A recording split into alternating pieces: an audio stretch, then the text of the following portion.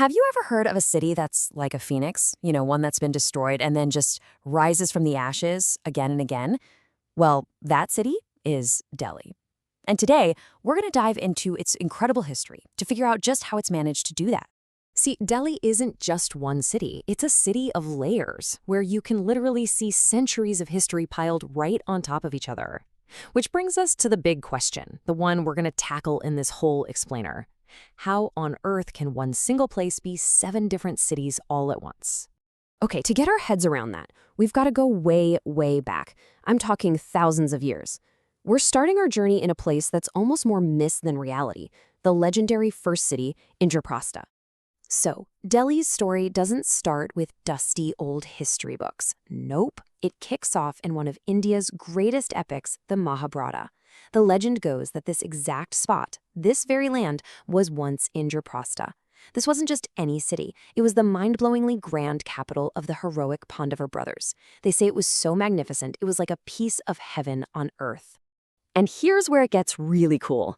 You might think, okay, that's just a myth, but archaeology actually gives us some incredible clues. Now, Indraprastha itself, still legendary. But check this out. At a place called Puranikila, that means the Old Fort, archaeologists have dug up pottery from 1000 BCE. Then, jump forward to 250 BCE, and we find a rock carving from the great Emperor Ashoka, which proves this place was already a major trade route. So we're talking about a place with roots that go deep. All right, let's fast forward a bit. We're moving from myth and ancient pottery into the era of recorded history. This is where that ancient settlement starts to look more like a city we can recognize, with walls and forts. And boy, does it kick off a wild period of building and, well, conquering. So the first official city we can really point to on a map is Lal Kot, the Red Citadel. It was built way back in 1052 by the Tomar Rajputs, a clan of fierce warriors. Later, the famous king Prithviraj Chauhan took it over and made it even bigger. And he's a really important figure because he was the last Hindu king to rule Delhi before a big change came sweeping it.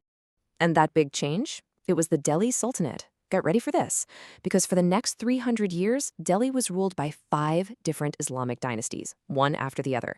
We've got the Mamluks, then the Kilis, the Tughlaqs, the Sayyids, and finally the Lodis. And here's the key. Every single one of these dynasties wanted to make its mark. They wanted to show everyone who was boss. And how did they do that? By building their own version of the city, often right on top of the old one. And you can still see what they left behind. It's incredible.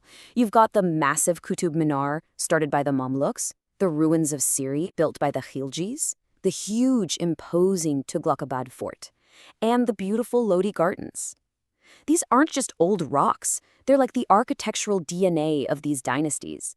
And you can literally walk through them today. But, as with all empires, the time of the sultans had to end. And what came next? Well, it was maybe the most legendary and opulent chapter in Delhi's entire story. We're talking about the arrival of the Mughals. The whole game changed in 1526 at a place called Panipat. It was a massive battle where an invader named Babur completely crushed the last sultan's army. Just like that, the sultanate was over, and the Mughal Empire was born. And for the next 3 centuries, they would transform India and turn Delhi into their masterpiece. And the absolute high point of Mughal power, it's a city called Shahjahanabad. The guy who built it was Emperor Shah Jahan. And if that name sounds familiar, it should. He's the same emperor who built the Taj Mahal, so you know this city was going to be something special. This was Delhi's 7th city, a huge walled capital that today we call Old Delhi. And inside Shahjahanabad, he built some of the most iconic structures in all of India. The giant red fort, the stunning Jama Masjid, just pure architectural genius. But there's also a sadder part to the story here. You see that mention of the peacock throne? It was this ridiculously opulent, jewel-encrusted throne that was literally the symbol of Mughal power, and it was stolen by an invader. That moment, that was really the beginning of the end for the Mughals. So, as the Mughals weakened, another power was waiting in the wings, the British. And true to Delhi's history, they were about to add yet another layer to the city. An 8th city. But this one wasn't for an emperor. It was designed to be the administrative heart of a massive global empire. The final nail in the coffin for the Mughals was the huge uprising in 1857. After the British brutally put it down, they just dismantled the whole Mughal system. The last emperor was shipped off into exile, and the British took complete control. Centuries of Mughal rule were over, just like that. Now, for a while, the British capital was actually Calcutta. But then something huge happened. In 1911, King George V stood up and made a stunning announcement. He declared that the capital of British India was moving. And where to? Right back to Delhi. They knew, even then, that Delhi was the historic center of power. 1911. Just let that sink in. That's the year that sealed Delhi's fate once again. It was time for another rebirth. Time to build a brand new imperial capital, right next door to all the old ones. And who do you get to design the capital of an empire? Well, the job went to two British architects, a guy named Edwin Lutyens and his partner Herbert Baker. Their job was simple, but massive. Design a city that screamed power, permanence, and grandeur. And the city they built? We call it New Delhi. But here's the irony. After all that work, British rule didn't last much longer. And the next transformation, the final one we'll talk about today, was maybe the most chaotic and profound of them all. It's the one that gave us the Delhi we see today, and it came with India's independence. 1947, the partition of India. This wasn't just a political event, it was a human earthquake.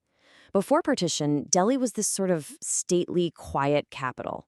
After partition, it was completely overwhelmed by a massive wave of refugees pouring in from the newly created Pakistan. And this wasn't just a change in numbers. It changed everything about the city. Its culture, the way people talked, the food they ate, its very soul was remade in that moment. And that really brings us up to today. In 1991, Delhi got its official modern title, the National Capital Territory. And what is it now? It's a huge, sprawling, buzzing megacity. It's chaotic, it's full of life, and it's a place where you can see a centuries-old tomb right next to a brand new, shiny metro station. It's a living, breathing museum of itself. So we come all the way back to that idea of the phoenix, of reinvention. We've seen Delhi as the mythical city of the Pandavas, the capital of the sultans, the jewel of the Mughals, and the seat of the British Empire. It has been knocked down and has gotten back up every single time. Which leaves us with one final big question. For a city that is literally defined by all its incredible past lives, what on earth is its next chapter going to be?